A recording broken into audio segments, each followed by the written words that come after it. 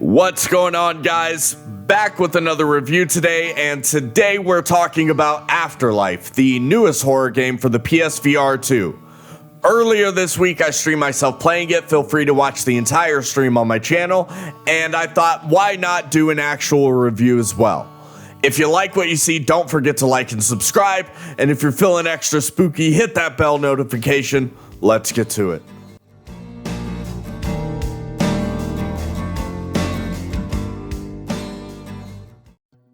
Afterlife tells the story of Adam Bernhard, a rookie police officer on a night patrol who gets a call to go to yep, you guessed it, a mental hospital.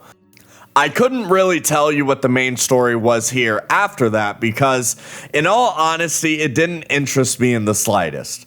It was mainly told through context with laughably bad dialogue, uninteresting characters, and voice acting that was so hard to understand because of how muddled the audio mixing was, so I'm just gonna move on. Gameplay-wise is basically standard fare horror and kind of is reminiscent of Outlast. Even though you're a cop, for some reason at the start of the game, you're only equipped with a flashlight and a walkie-talkie. So the beginning half of the game is basically just you rummaging around in the dark, finding batteries, and trying to proceed further into the insane asylum by doing light puzzles. About halfway through the game, you do randomly find a gun, so there does end up being some combat to the game, though it's not really done well.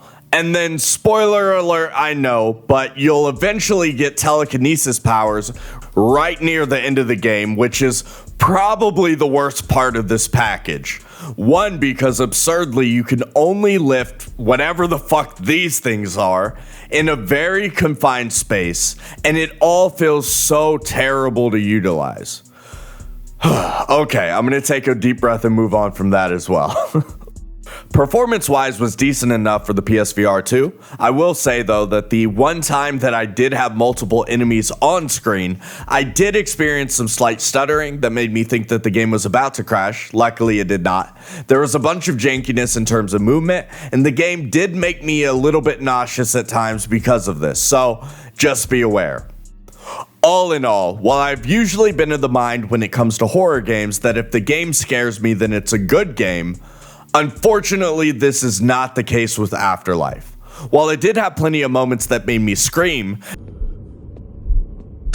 what the hell?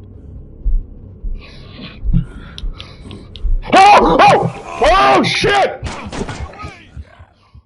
the game being only an hour and a half and me still deciding to quit right before the end should be very telling for anyone thinking about spending the $15 for the price of admission.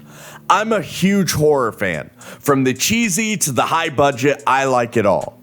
But Afterlife was simply nonsensical, frustrating, and a slapped-together experience of reused assets that ultimately felt like a waste of my time. It's a 6.5 out of 10, take it or leave it. Thanks for watching.